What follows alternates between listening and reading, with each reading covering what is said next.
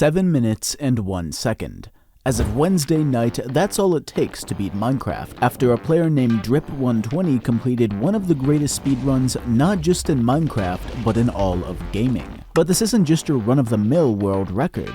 The run and the story behind it is incredible. Let's talk about that. Starting with a little bit of context. If you're not familiar with Minecraft speedrunning, it's a pretty simple concept. Beat Minecraft as fast as you can. There's a few different leagues here depending on the version you play and whether you get to pick the world or not, but by far the most popular is 1.16's any % glitchless random seed. That means no game-breaking bugs, no perfectly optimized speedrun seeds, nothing like that. Just you and your wits against a completely random Minecraft world. For nearly a year now, the king of these speedruns was a guy named Xylinox, a giant in the speedrunning community with the gold medal in both 1.16 and 1.15, the most popular versions for Minecraft runs. Xylinox didn't do anything crazy. Just like most speedruns, it started with a race to the nether, trading for pearls in a bastion, slaughtering blazes for their powder, and then journeying to the nearest stronghold to nuke the ender dragon with beds and win the game. The strategy in the run was pretty standard, but Xylinox executed it practically flawlessly, and with some good luck, that was all you needed for a world record speedrun. Even a full 9 months later, when Xylinox was finally dethroned by No Fear 1337,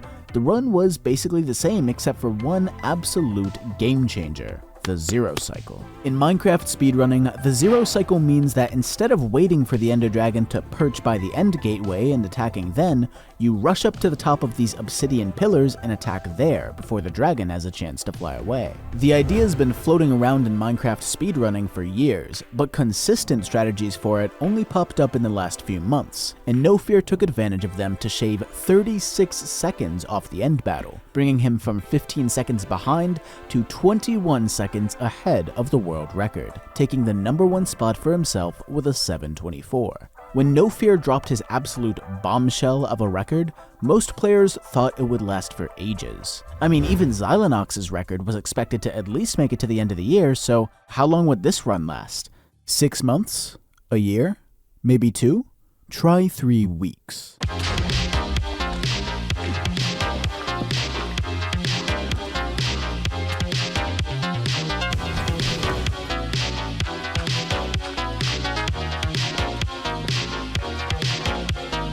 3 weeks was all it took for the world record to be not just broken, but completely shattered. This run destroyed expectations in so many ways, but before we can talk about the insane story behind it, let me show you the speedrun itself, starting at the very beginning. The speedrun starts with Drip using a method called Pyray to find some buried treasure, basically an overpowered debug feature that can show you all the entities near you, for example a buried treasure chest. That gives him iron, gold, diamonds, and food, along with a single flint he gets from breaking this gravel, and once he's exploded a nearby tree, he's got everything he needs to rush into an underwater ravine and use wooden doors in the obsidian floor to enter the nether in just 1 minute, 18 seconds. Once he gets there, he immediately gets to bridging across the lava and entering a bastion that he was lucky enough to have very close by. The bastion has gold blocks to trade for pearls scattered around the walls, but Drip actually got really unlucky in terms of how many of them spawned and where, so he ended up losing about 30 seconds in the bastion compared to Xylinox. Then right after that,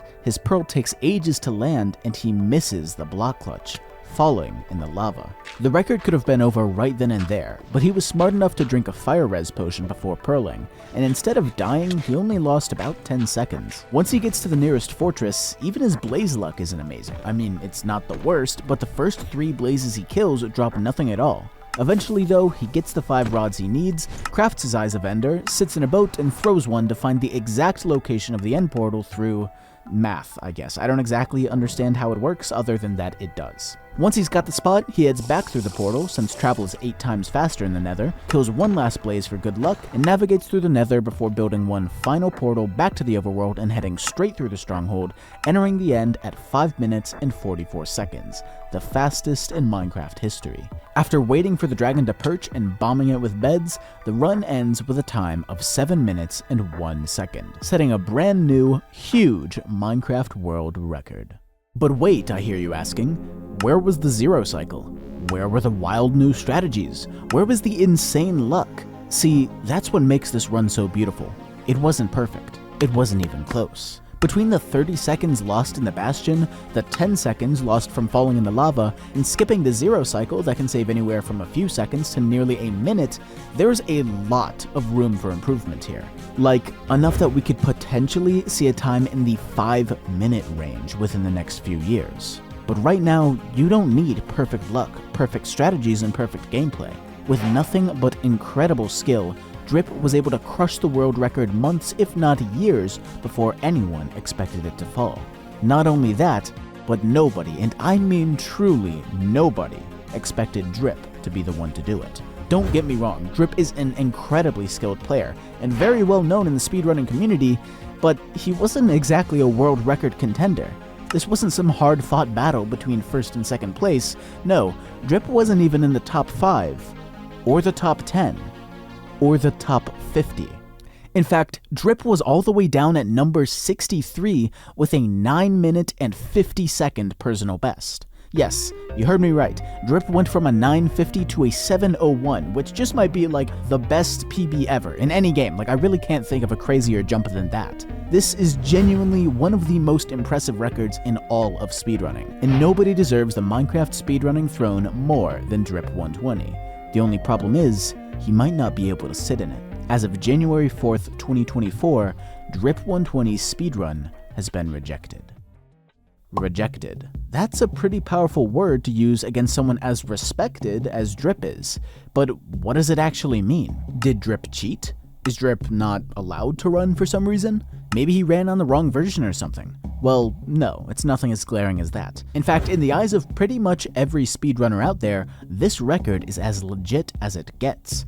So why did it get rejected? Well, let's take a look at the speedrun.com rule set. The general rules here are the basics that every runner has to follow, like only playing on one world, using official versions of the game, playing in survival or hardcore mode, obvious stuff. Under that are the rules against macros, which are considered cheating, and then under that are the rules on the video itself that you're submitting to speedrun.com. All of that is fine, Drip didn't do anything wrong here. It's only when you scroll down to the mod rules that there starts to be a problem. Optifine isn't allowed past 1.16.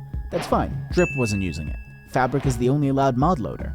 Again, that's not a problem since Drip was on Fabric. Everything checks out until you get to the allowed mods list. See, Drip's mod list is absolutely spotless, completely allowed for speedrunning, except for just one mod. New Horizons. The New Horizons mod is a super lightweight basic mod that helps prevent Minecraft from crashing when using some other speedrunner mods like World Preview and Fast Reset. But New Horizons was never officially approved by speedrun.com. I mean, when you look into it, it's no wonder that the mod was never approved. It has a grand total of 9 downloads right now, and it had even fewer when Drip did his run, but this tiny little mod was enough to disqualify Drip's run from the #1 world record spot. At least for now. There's a very good chance that once the team officially reviews and approves this little mod, Drip's run can get re-reviewed and accepted as a world record. But until that point, Drip 120 can only be the king of Minecraft speedrunning in our hearts. He finished one of the wildest runs the world has ever seen, and not only that, Drip proved that Minecraft speedrunning is more alive than ever. A player no one expected got bad luck, made mistakes, and skipped the newest strategies, and still was able to crush the world record. So who knows what could happen for Minecraft's future? Just one thing's for certain, it's gonna be a crazy ride. Thanks for watching, and have yourselves a good one. Peace, peace.